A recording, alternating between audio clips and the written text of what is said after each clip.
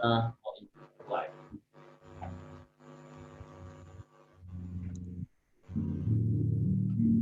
Oke, shalom pagi semuanya. Kita bersyukur, berterima kasih kepada Tuhan.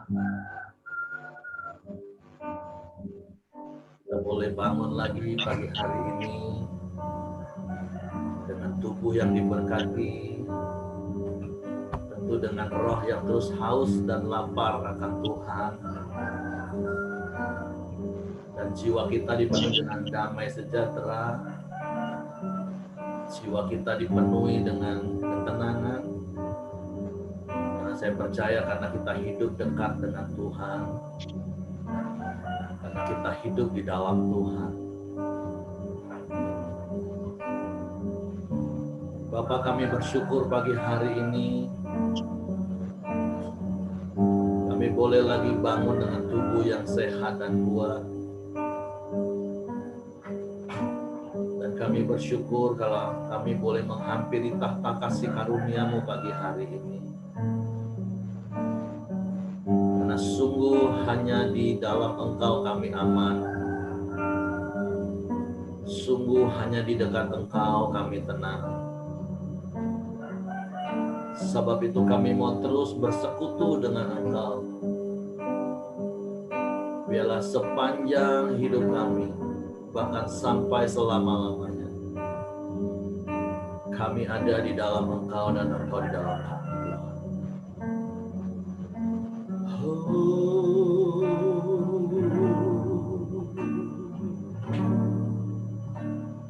Hanya dekat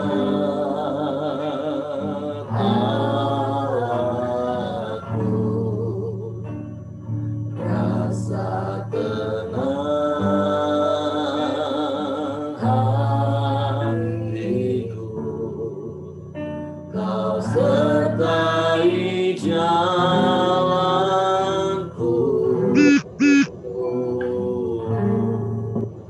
sepanjang hidupku.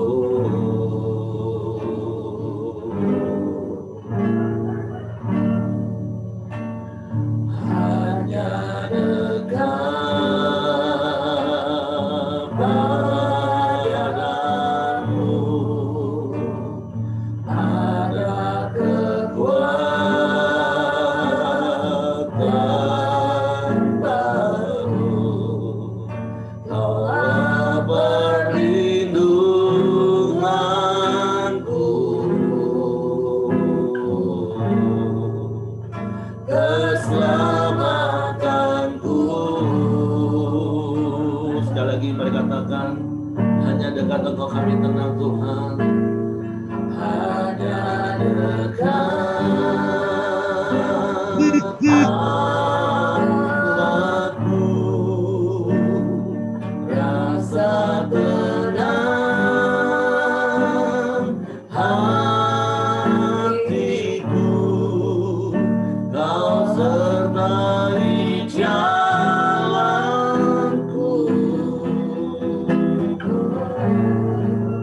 sepanjang hidupku.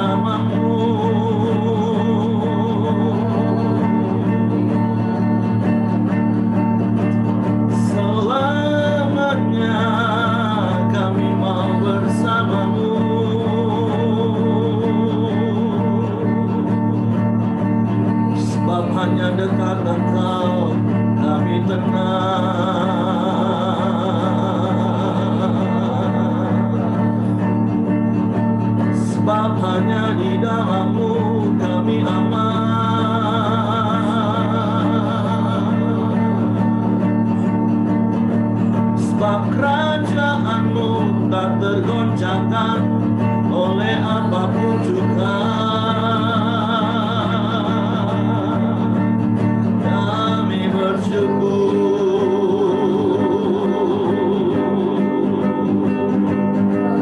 sebab Engkau sertai sepanjang hidup kami.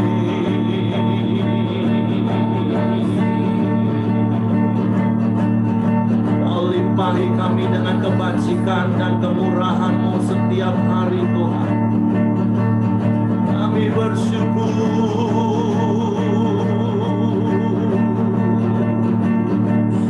sebab Kau satu-satunya dan tidak ada yang lain. Hanya kepada-Mu percaya.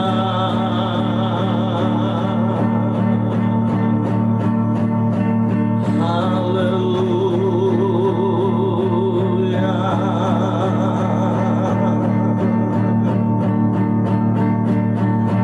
Haleluya.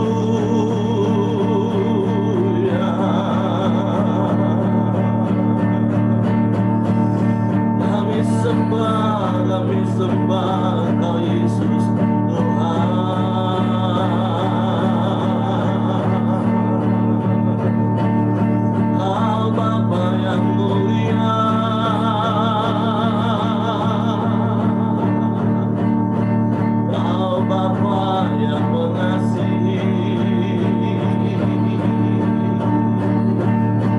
Tiada yang seperti-Mu.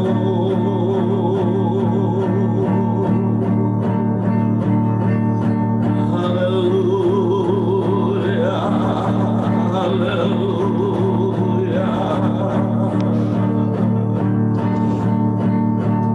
Hanya dekat-Mu kami tenang.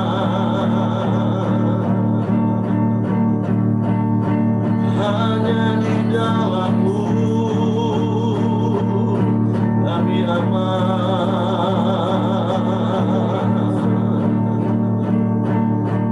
Sekalipun gunung-gunung berancak dan bukit-bukit bergoncang, sekalipun dunia bergelora hari-hari ini, Tuhan, kami mau tetap tinggal tenang di dalam-Mu. Sebab Engkau kota benteng yang teguh bagi kami. Engkau tempat perlindungan yang aman.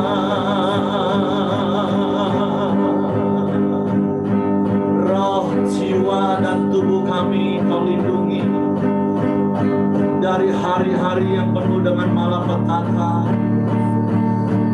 Terima kasih.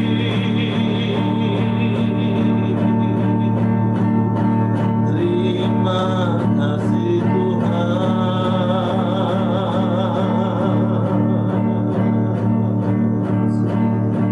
sebab Engkaulah harapan kami. Daripada-Mulah datangnya pertolongan,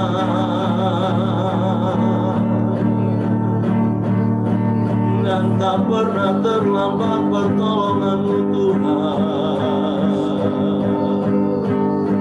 bagi kami.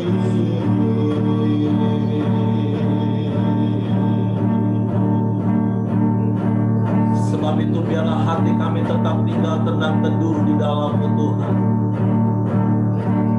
dan mata kami terus memandang kepada-Mu. Mata kami terus tertuju kepada-Mu, Tuhan. Kami tidak mau dipengaruhi dengan apa yang sedang terjadi di sekeliling hidup kami,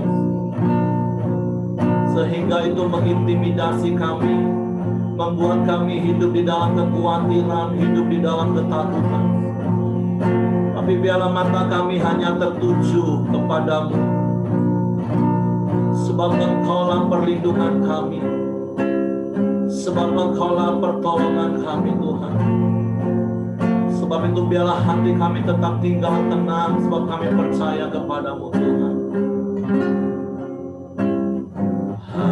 hatiku tenang berada dekatmu, Allah jawaban hidupku. Amin. Hatiku tenang berada dekatmu, Kau yang pelihara hidupku. Pertolonganmu begitu ajaib, Kau telah mengikat hatiku.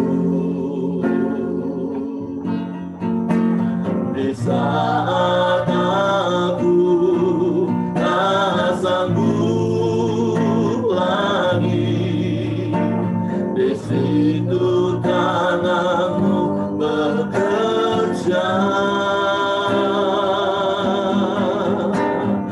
Pertolonganmu begitu ajaib, Kau telah memikat hatiku. Ini mataku tertuju padamu, ku rasakan kasih-Mu Tuhan. Biarlah hati kami tetap tinggal tenang di dalam-Mu Tuhan. Hatiku tenang berada dekat-Mu ya Allah, jawaban hidupku. Amin. Hatiku tenang berada dekat-Mu, Kau yang pelihara hidupku. Pertolonganmu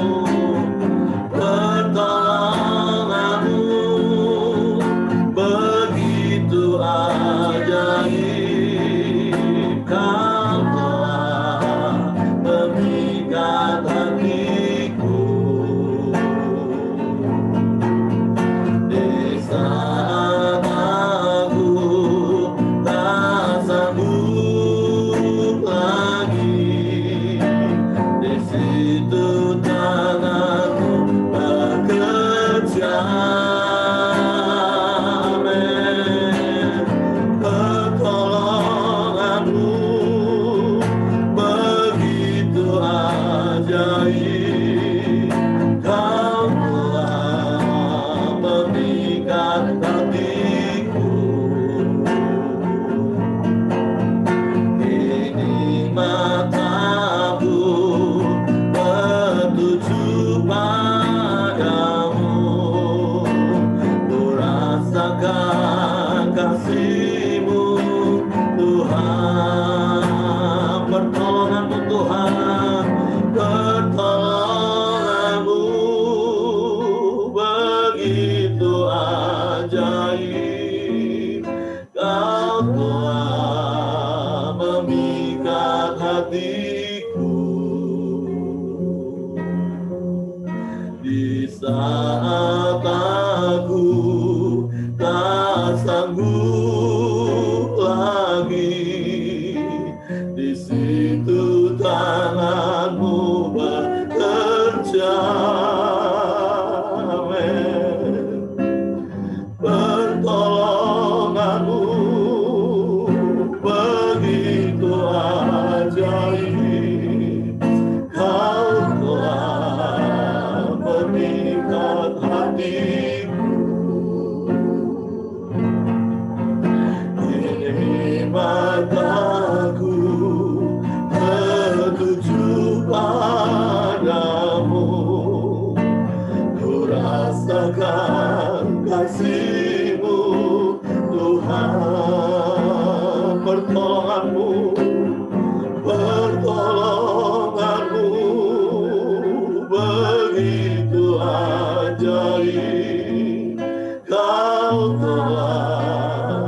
memikat hatiku, ya.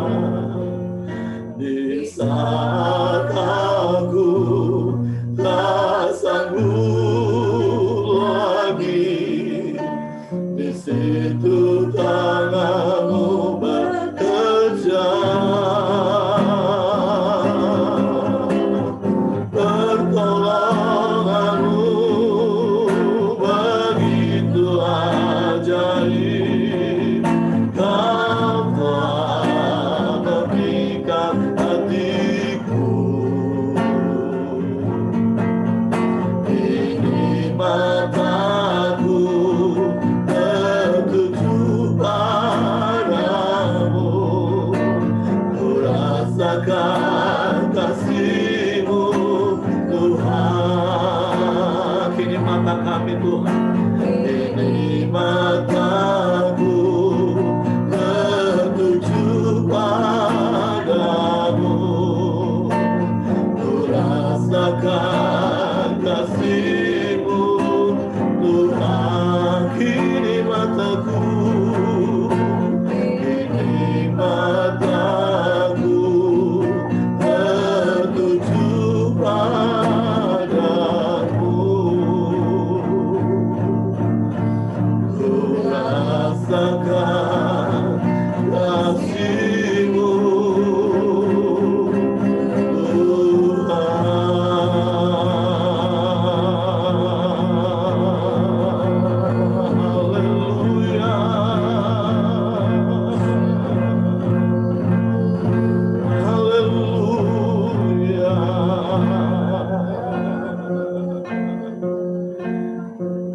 Tuhan mengingatkan kita pada satu peristiwa ketika Yesus berjalan di atas air di tengah gelombang yang sedang terjadi. Pada mulanya Petrus dengan penuh iman dan keyakinan, dengan mata yang tertuju kepada Yesus, dia bisa berjalan di atas air sama seperti Yesus berjalan di atas air. Tapi ketika Petrus tidak lagi fokus memandang kepada Yesus, tapi Petrus mulai terpengaruh dan terintimidasi karena dia melihat keadaan sekelilingnya. Maka pada saat itulah dia mulai tenggelam. Tuhan mau mengingatkan kita hari ini. Ya, memang sekeliling kita sedang terjadi gelombang, bahkan mungkin badai yang sedang kau alami. Tapi Tuhan mau berkata kepada kita pagi hari ini, tenang nak, jangan takut. Tetaplah melihat kepadaku, supaya engkau dapat berjalan di atas badai hidup seperti aku berjalan.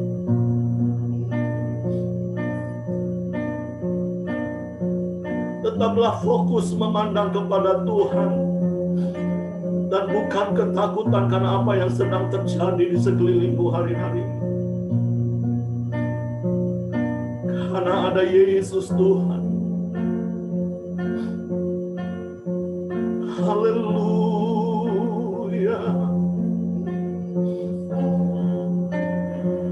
Biarlah hati kami tetap tinggal tenang teduh di dalam-Mu Tuhan. Sebab kami percaya Kau tak pernah tinggalkan kami.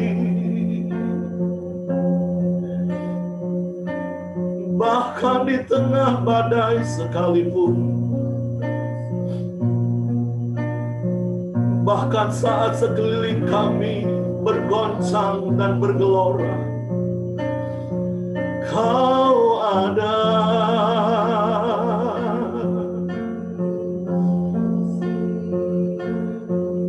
Haleluya.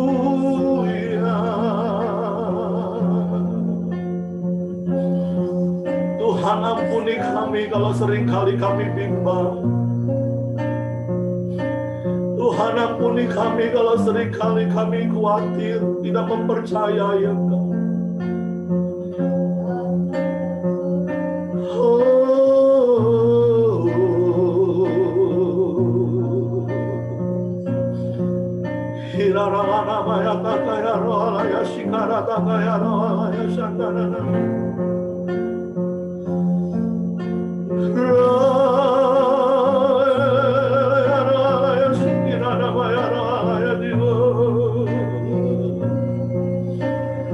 Roh Kudus, kuatkan, teguhkan hatiku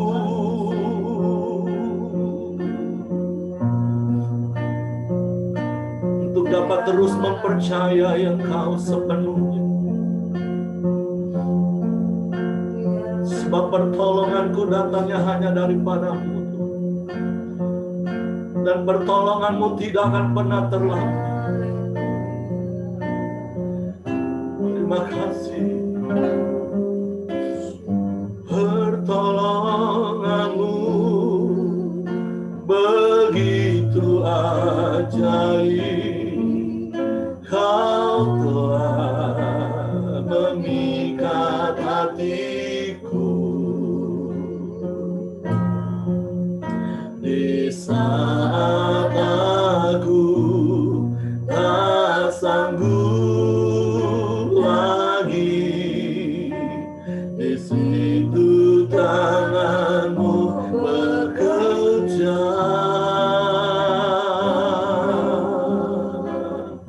Pertolongan-Mu begitu ajaib, Kau telah memikat hatiku. Kini mataku tertuju padamu, ku rasakan kasih-Mu Tuhan.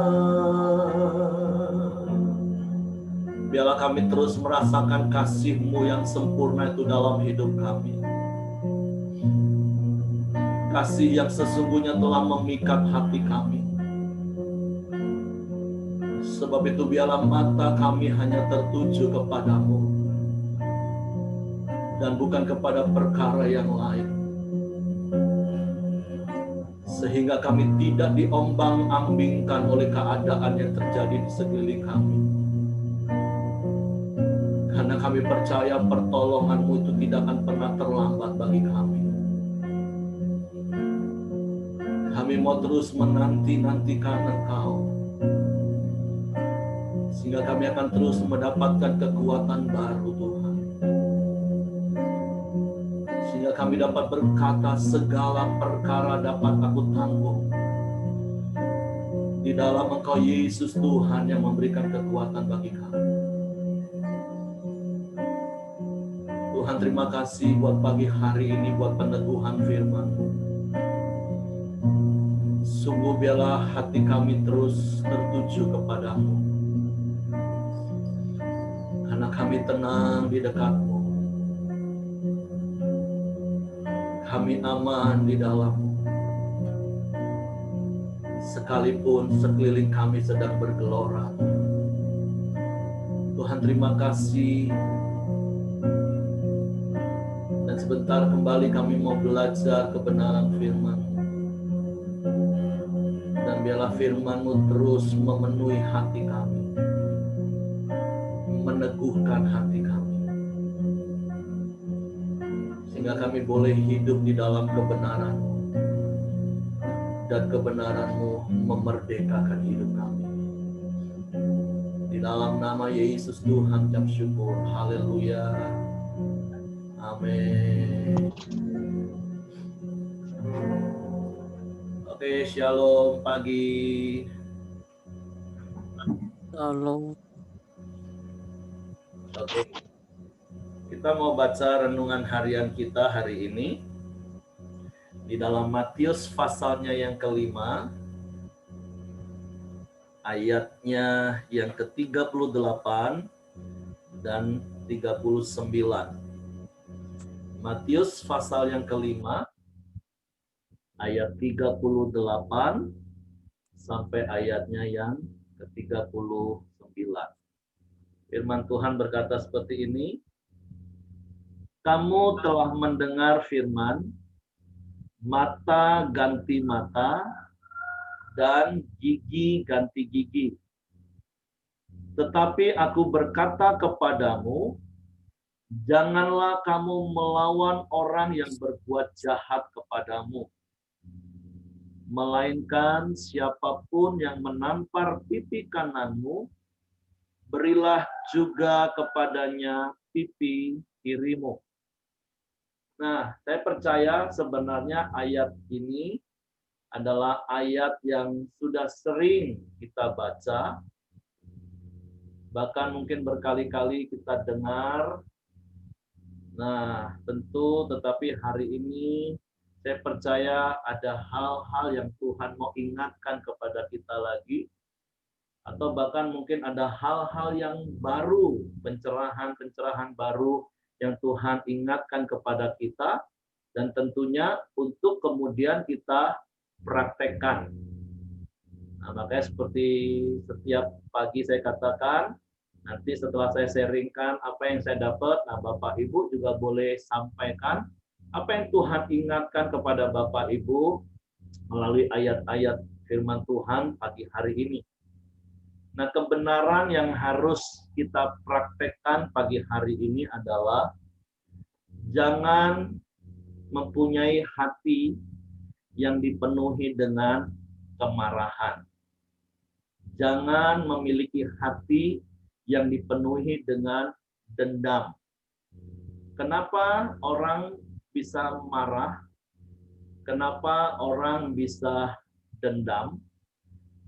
Nah, ayat yang ke-39 katakan seperti ini, tetapi aku berkata kepadamu, janganlah kamu melawan orang yang berbuat jahat kepadamu.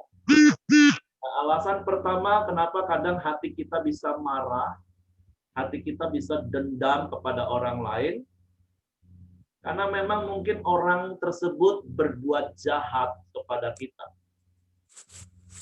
Nah, yang kedua, berikutnya firman Tuhan katakan gini, melainkan siapapun yang menampar pipi kananmu, berilah juga kepadanya pipi kirimu. Nah, coba Bapak Ibu perhatikan ya simulasi seperti yang saya mau katakan ya. Nah, pipi kanan istri saya kan di sebelah sini. Nah, menurut Bapak Ibu, gimana caranya saya bisa menampar pipi kanan istri saya? Ini pada umumnya ya, saya bukan orang kidal Bapak Ibu ya. Nah, kalau orang kidal kan gampang, sederhana memang. Begitu dia nampar, yang kena kan pipi kanan istri saya. Oke, bisa paham ya? Nah, tapi pada umumnya kan tangan kita nggak kidal kanan. Nah, bagaimana kita bisa menampar pipi orang itu sebelah kanan? Tentu dengan punggung tangan kita. Nggak mungkin sampai balik gini kita baru mau nampar orang, Bapak Ibu. Ribet sekali mau nampar orang aja susah banget. Nah, artinya menampar seperti ini bukan hanya sekedar menampar. Artinya kita sedang merendahkan orang tersebut, Bapak Ibu. Kita nggak menganggap orang tersebut. Nah, artinya kalau itu diperlakukan bagi kita, yang pertama tadi saya katakan kenapa hati kita kadang bisa marah, hati kita bisa dendam, karena pertama orang berbuat jahat. Nah, kalau orang berbuat jahat, mungkin kita ada sebagian orang katakan gini, oke, kau berbuat jahat dengan aku ya sudah terserah lah, itu urusan kamu. Tapi hal yang kedua, kadang yang membuat kita nggak sabar lagi, bukan hanya karena orang berbuat jahat, tapi orang merendahkan harga diri kita. Kalau orang berbuat jahat, kita kadang mungkin terserahlah lu. Mau buat apa terserah.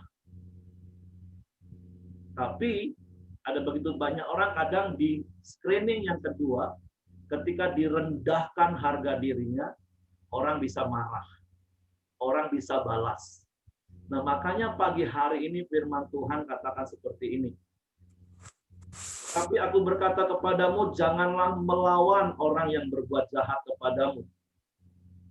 Kadang kita nggak melawan itu bukan hanya karena kita bisa menjaga hati kita, karena memang mungkin karena kita nggak berani.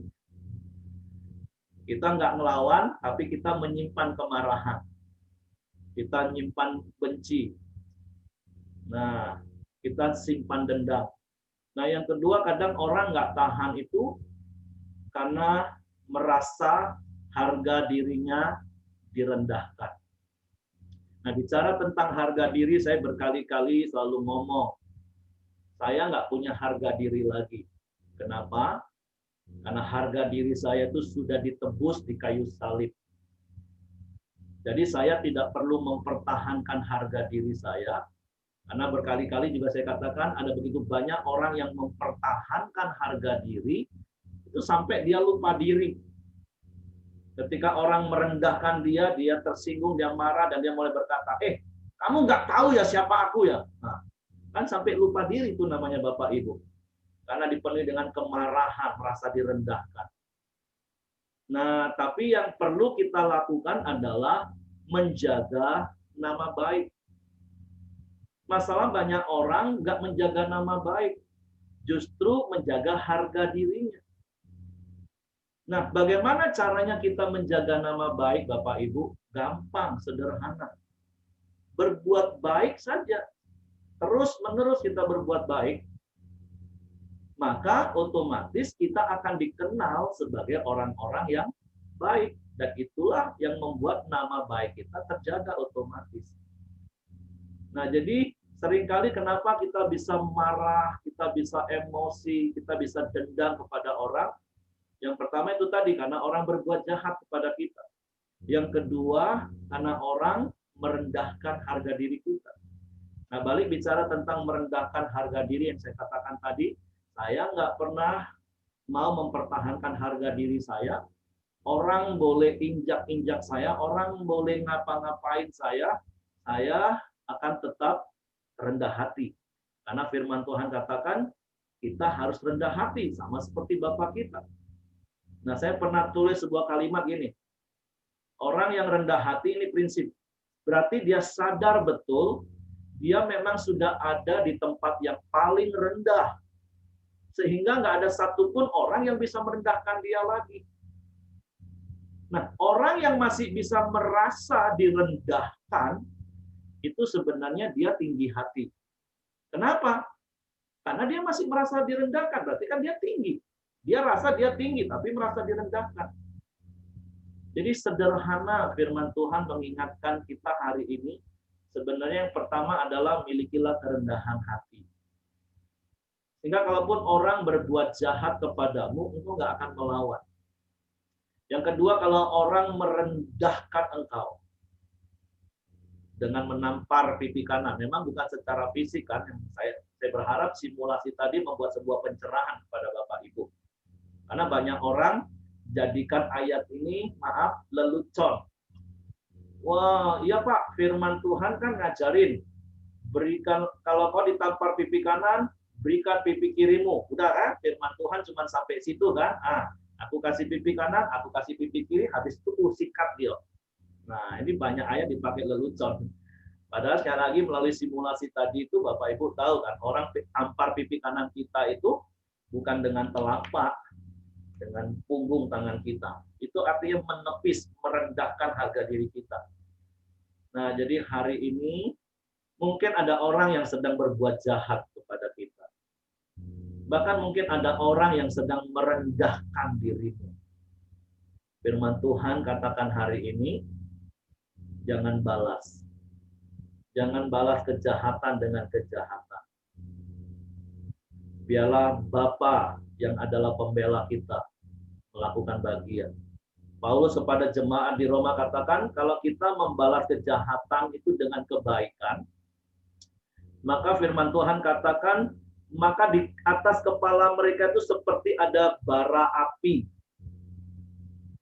Jadi artinya gini, jangan juga sepertinya rohani kita berdoa gini, Tuhan, aku tidak mau balas dia Tuhan. Biarlah engkau yang balas dia Tuhan. Itu sama saja penuh dengan kemarahan Bapak Ibu. Itu sama saja hati kita dendam cuman suruh Tuhan. Itu tambah kelewatan itu Bapak Ibu. Nah, firman Tuhan katakan ketika kita membalas kejahatan dengan kebaikan, karena memang baik itu sifat alami kita, Tuhan itu menaruh bara api di atas kepala dia. Pertanyaannya seperti ini, kalau ada bara api di atas kepala kita, apa yang terjadi dengan kita, Bapak Ibu? Minimal pertama itu kita gelisah. Api, cepet-cepet. Pernah nggak ada percikan-percikan, contoh waktu kita api unggun gitu ya, kan ada percikan banyak api, baranya gitu kan, tiba-tiba mau terbang ke arah kepala kita. Tentu respon otomatis kan kita gelisah, wah cepet menepis gitu. Nah, artinya nggak usah kita berdoa supaya Tuhan hajar dia, balas dia.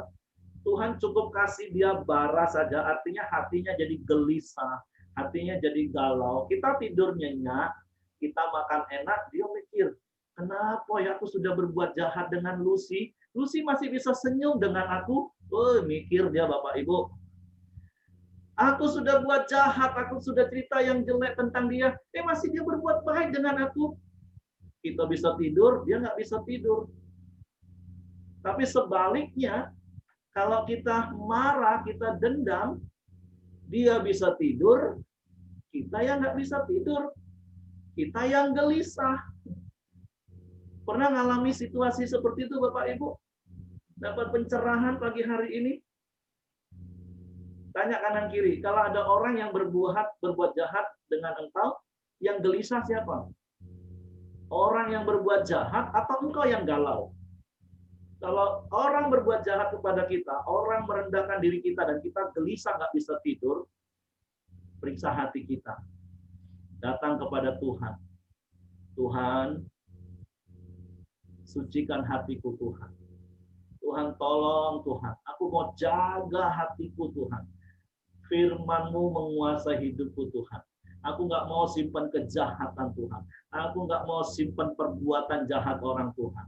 Aku mau ampuni Tuhan. Mengampuni itu adalah sebuah keputusan. Memang untuk melupakan itu nggak bakalan.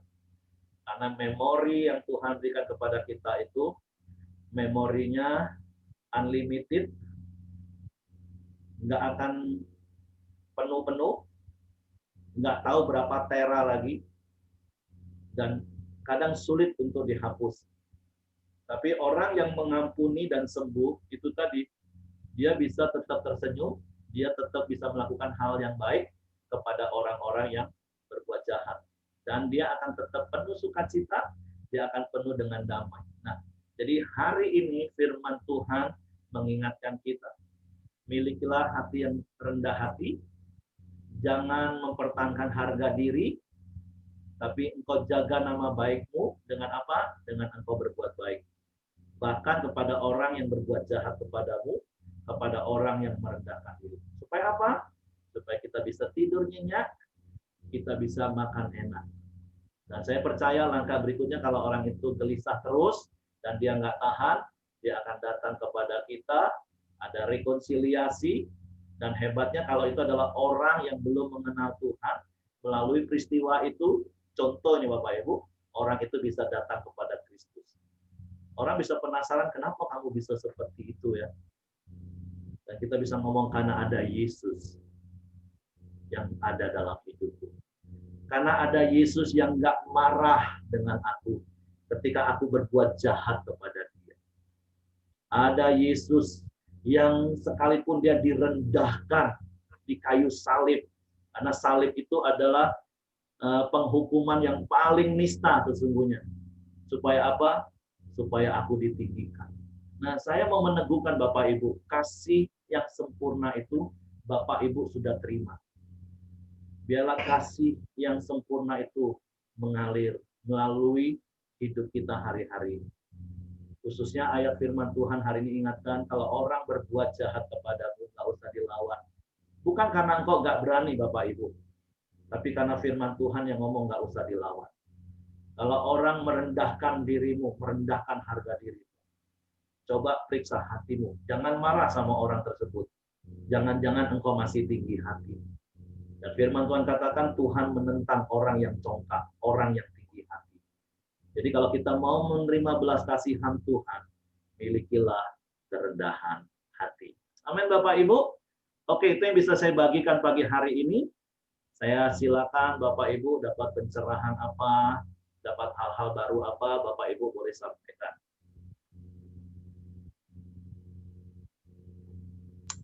Pak, Yuk. di firman Tuhan pagi hari ini kan kayaknya mengatakan Tuhan Yesus tuh mengajarkan kita tuh sesuatu yang kita lihat kayaknya tidak mungkin kita bisa lakukan gitu Pak. Saat kita ditampar pipi kanan, kita berikan pipi kiri kan. Tapi benar balik-balik lagi itulah kata Pak Heri. Ternyata di dalam ini Tuhan Yesus tuh ingin mengajarkan kita tuh sampai kita tuh benar kata Pak Heri, kita tuh direndahkan orang apa dihina orang, tapi kita tetap masih mau melepaskan pengampunan, Pak. Kenapa saya bisa dapat di situ? Saya dapatnya di Ratapan 3 ayat 30, Pak. Di sini katanya gini, biarlah ia memberikan pipi kepada yang menamparnya. Biarlah ia kenyang dengan cercaan. Ya. Jadi benar kata Pak Heri tadi, Tuhan Yesus tuh adalah kasih. Tuhan Yesus tuh benar-benar hidup di dalam kasih supaya mengajarkan kita tuh benar-benar biarpun kita direndahkan orang, tapi kita tetap terus mau melepaskan pengampunan. Itu yang saya dapat, Pak. Hebat ayat yang Hengki bilang. Wow. Sampai kita kenyang dicerca orang. Sampai kita kenyang dimaki-maki orang. Kita kenyang. Oh, pernah nggak kenyang Bapak Ibu dicerca orang? Jangankan sampai kenyang, Pak. Baru sesuap orang itu berani cerca aku. Nah, selesai dia. Nah, bagus Hengki. Nah, maksud saya itu ya, orang kalau hidup dalam firman, Tuhan bisa ingatkan berapa firman. Pak Hengki? Ratapan berapa? Ya, jadi ngomong kanan kiri. Biarpun engkau kenyang. Ratapan 3 ayat 30. Ratapan 3 ayat 30. 30. Jadi ayat itu kan ngomong biarlah ia memberikan pipi kepada yang menamparnya. Dan biarlah ia kenyang dengan cercaan. Woi, sampai kenyang. Seringkali saya percaya kita sampai kenyang nggak dihina orang Bapak Ibu. Maaf, sampai mau muntah kadang. Muntahnya kemarahan. Tapi firman Tuhan kata, biarlah ia memberikan. Nah, artinya ada rela. Nah, ya sudahlah, kau nak buat jahat, ya sudahlah, aku ampunilah. Tapi itu kan proses lah, Pak. Tidak bisa langsung kita tuh bisa terima kayak gitu, Pak. Biasanya tentang proses, betul. Semalam di Komsel Murah Hati saya juga bicara tentang proses. Tapi hati-hati dengan kata proses, Bapak Ibu. Proses itu bukan menjadi sebuah alasan. Banyak orang Kristen kalau ngomong gini, ya lah Pak, kan tapi proses Pak. Tapi nggak selesai-selesai prosesnya. Nah, proses yang dimaksud itu adalah 2 Petrus pasal yang pertama, ayat 5 sampai ayat yang ke-6. Nah, itu prosesnya. Contoh hari ini ya, kita diajar kebenaran firman Tuhan adalah nggak balas kejahatan dengan kejahatan. Itu contoh teknis praktisnya ya. Nah di 2 Petrus pasal 1 ayat 5 sampai 6 firman Tuhan katakan dengan begini. Sebab itu dengan sungguh-sungguh kamu harus menambahkan kepada imanmu kebajikan, kepada kebajikan pengetahuan, kepada pengetahuan penguasaan diri, kepada penguasaan diri ketekunan, dan kepada ketekunan kesalehan. Nah itu prosesnya Bapak Ibu, itu proses yang benar. Artinya begini, kepada imanmu. Nah semua orang Kristen itu sudah punya iman. Tapi kita nggak cukup cuma punya iman. Iman itu kan membuat kita menerima anugerah hidup kekal, diselamatkan. Tapi untuk kita hidup sesuai dengan firman, nah prosesnya 5 hal ini. Nah, kata kuncinya adalah berusaha dengan sungguh-sungguh. Harus berusaha dengan sungguh-sungguh. Apa yang harus kita lakukan? Usaha apa yang harus kita lakukan dengan sungguh-sungguh?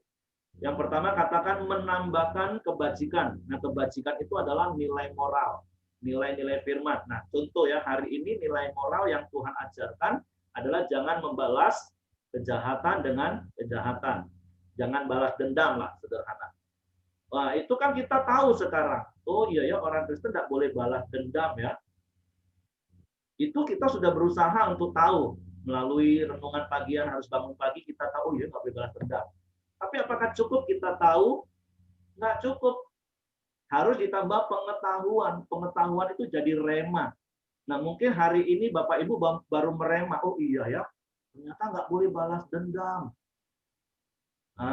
Cerita soal rema yang sering saya katakan adalah tentang waktu Michael masih kecil, diajarin sikat gigi setiap malam, tapi dia selalu bantah, selalu ngelawan, selalu menghindar.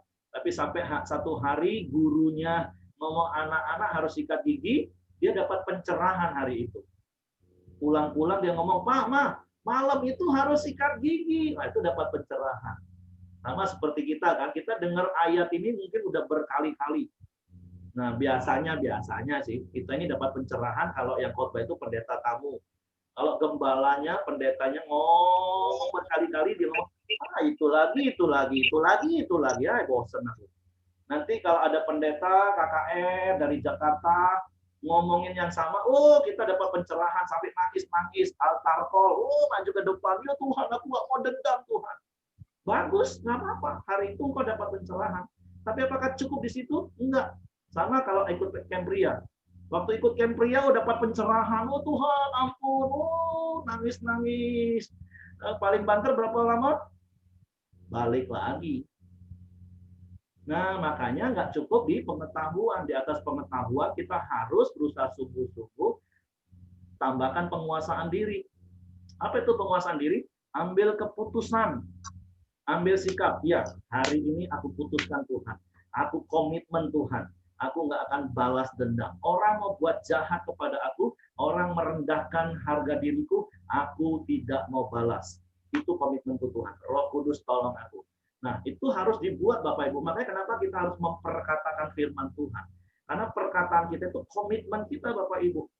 Nah, tapi apakah cukup di situ prosesnya Bapak Ibu? Enggak cukup. Prosesnya harus berusaha dengan sungguh-sungguh ditambah dengan ketekunan. Nah, apa itu ketekunan? Itu repetisi. Kita lakukan berulang-ulang. Hari ini kita komitmen nih contohnya. Kan prinsip yang kita selalu dengar, sesuatu yang kita lakukan secara konsisten, continue terus-menerus, minimal 21 hari atau maksimalnya 49 hari, itu akan jadi gaya hidup kita. Contoh hari ini kan kita komitmen. Orang berbuat jahat, orang mau rendahkan diri kita akan tetap berbuat baik. Kita nggak balas, komitmen. Oh, besok bisa, lusa bisa. Hari Rabu depan nggak tahan lagi, meledak lagi, marah lagi. Nah, kita harus ngulangi lagi dari titik nol lagi.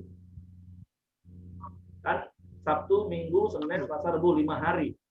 Berarti tadi harusnya 21 hari minimal, sekarang jadi 26 hari dari hari sekarang. Karena hari Rabu kita minta ampun lagi, Tuhan, ampuni. Nah, makanya kita butuhnya komunitas Bapak Ibu. Waktu ada temannya yang jatuh, jangan dihakimi. Kau ini sudah komitmen sungguh-sungguh, Cak Ionian, jatuh lagi. Oh, jangan Bapak Ibu. Diteguhkan, ayo nggak apa-apa. Kamu buat komitmen baru, doa lagi yuk. Kamu pasti bisa. Nah, ditolong. Itulah butuhnya komitmen. Itulah butuhnya sahabat. Seperti itu Bapak Ibu. Jadi jangan terus kita terintimidasi oleh iblis dan kita ikutin iblis. Iblis kan kalau ngomong, Tuhan, aku bilang juga apa? Cuman pura-pura lah kau tuh, jatuh lagi karena sudah lah, tidak bisa lah kau tuh. Nah, banyak orang justru itu yang didengar dan itu dilakukan. Iya ya, tidak bisa lah aku ini. Memang seperti inilah, sudahlah, Tuhan ampunilah. Waduh, itu sengaja berbuat namanya Bapak Ibu. Nah, tapi saya percaya Bapak Ibu nggak seperti itu, amin. Komitmen baru lagi, terus-menerus sampai jadi sebuah kesalehan. Itu gaya hidup. Nah, itulah yang namanya proses. Jadi, kata proses itu jangan selalu dibuat untuk alasan, untuk kita melakukan terus. Ya Pak, kan masih proses Pak. Ya maklum lah Pak, masih proses. Nah, proses Anda sudah sampai mana? Prosesnya sudah tahu belum? Oh, sudah tahu Pak. Sudah dapat pencerahan belum? Oh, sudah Pak. Penguasaan diri, oh sudah Pak, ini lagi proses dalam ketekunan Pak. Nah, itu proses. Tapi itu tadi prosesnya minimal 21 hari sampai 49. Nah, jadi bicara proses seperti itu Bapak Ibu ya. Wow, waktu kita tinggal 5 menit. Tapi saya berdoa, saya berharap Bapak Ibu dapat pencerahan hari ini. Kenapa? Sekali lagi tujuan kita itu adalah bertekun melakukan gaya hidup jemaat. Yang pertama itu bertekun dalam firman. Nah, inilah caranya kita bertekun dalam firman. Pertama kita baca firman, renungkan firman, sampai dapat pencerahan, paham, terus kita praktekkan. Lakukan terus-menerus, sampai itu jadi gaya hidup. Nah, dan saya berdoa setiap kita, khususnya yang ikut terus, kita akan mengalami perubahan hidup secara nyata. Karakter kita akan semakin hari semakin serupa dengan Kristus. Apalagi kata kuncinya kan kita ini coram Deo. Kita ini terus ada di hadapan Tuhan. Jadi kalau mau balas dendam, ingat ya ada Tuhan ya. Mau marahin ada Tuhan kan. Nah, seperti itu yang harus kita ingatkan pada diri kita sendiri. Amin. Oke, saya pikir itu saja yang bisa saya sampaikan. Kalau memang masih ada yang mau tambah, nggak apa-apa, kita lewat dikit. Nah, nanti kita akan tutup dalam doa. Oke, apakah ada yang mau menambahkan sesuatu? Oke, kayaknya tidak ada ya. Bapak Ibu, renungkan kebenaran firman Tuhan hari ini sepanjang hari ini. Coba koreksi hati. Apakah hati kita masih sering dipenuhi dengan kemarahan? Apakah kita masih sering dendam? Dipenuhi kemarahan sederhana ya Bapak Ibu ya. Waktu kita pengen orang yang berbuat jahat kita celaka, nah itu hati kita berarti udah nggak beres. Jadi nggak usah mau ngelawan Bapak Ibu. Waktu hati kita merancangkan sesuatu yang jahat untuk orang tersebut, itu pun sudah hati kita nggak beres. Kita periksa hati. Oke, kalau gitu kita tutup saja. Kita angkat satu lagu lama. Nah, nanti kita akan tutup dalam doa. Dan kita akan terus berdoa untuk Ibu Riana dan keluarga supaya semakin Tuhan terus pulihkan. Oke, nanti Hengki boleh tutup dalam doa ya. Coba tanya dulu siapa yang butuh didoakan juga. Ada yang lain lagi? Ya. Terima kasih Kak Simon. Ada yang lain perlu didoakan? Oke, ada kayaknya. Ubah hatiku. Nanti Eki pimpin doa ya. Selembut salju, ubah hatiku seperti dirimu. Ubah hati kami Tuhan. Ubah hatiku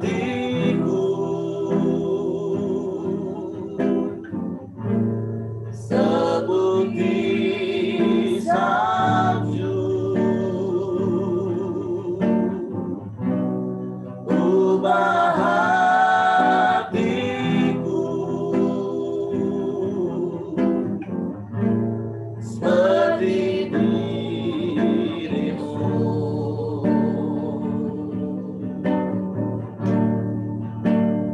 Engkau penjuna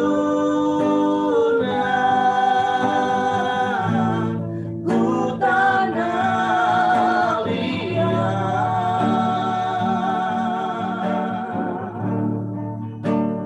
bentuk jadikan ini doaku. Ubah hati kami Tuhan, ubah hatiku seperti salju. Ubah hatiku sepertimu Yesus, sepertimu Yesus.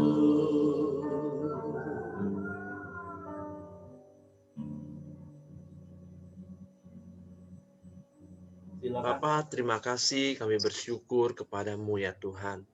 Di mana pagi hari ini Engkau mengajarkan kami Tuhan, supaya kami, biarpun kami kalau direndahkan orang Tuhan, kami terus mengampuni orang. Kami terus melepaskan pengampunan ya Tuhan. Tuhan, terima kasih, biarlah kami terus Tuhan merema Tuhan, buat apapun yang telah kami dengar, apapun yang telah kami renungkan di pagi hari ini Tuhan. Dan kami akan mempraktekkan dalam hidup kami, dalam keseharian kami ya Tuhan. Terima kasih Bapak yang baik, kami bersyukur buat pagi hari ini ya Tuhan. Tuhan, kami juga berdoa secara khususnya buat Ibu Riana Tuhan, istri dari Pak Yosia Tuhan yang sedang sakit di Padang ya Bapak. Biarlah dengan bilur-bilur-Mu Tuhan, kami percaya Engkau telah menyembuhkan. Biarlah dengan kuasa kesembuhan-Mu juga tercurah di dalam nama Tuhan Yesus ya Bapa. Kami percaya pemulihan-Mu telah Tuhan curahkan di dalam nama Tuhan Yesus ya Bapa. Terima kasih Bapak yang baik, kami juga berdoa buat Pak Yosia. Biarlah Tuhan berikan dia kesehatan, kekuatan juga ya Tuhan. Dan juga Koaha yang juga menemani Pak Yosia juga Tuhan lindungin ya Bapak. Terima kasih ya Tuhan. Kami bersyukur buat setiap keluarga yang di pagi hari ini, buat keluarga Pak Heri, keluarga Pak Simon, keluarga Pak Santo, keluarga Lia, keluarga Yosia, keluarga Teddy Tuhan, keluarga Johan, keluarga Joni Tuhan, keluarga Denny, keluarga Koahai, keluarga Dewi Tuhan, keluarga Leili Tuhan, keluarga Morin, keluarga Tio juga Tuhan. Biarlah Tuhan memberkati setiap keluarga-keluarga yang di pagi hari ini Tuhan kami hadir ya Bapa. Dan juga Tuhan biarlah Tuhan taruh kepada kami supaya kami juga untuk mengajak teman-teman kami yang lain Tuhan. Supaya sama-sama kami bersekutu, kami datang Tuhan ke hadapan-Mu ya Bapa. Terima kasih ya Tuhan. Sebentar kami akan berpisah satu dengan yang lain Tuhan. Biarlah berkat sukacita, berkat damai sejahtera turun atas setiap kami di dalam nama Tuhan Yesus Kristus. Haleluya. Amin. Oke. Selamat pagi. Semangat pagi Tuhan. Selamat pagi semua. Memberkati.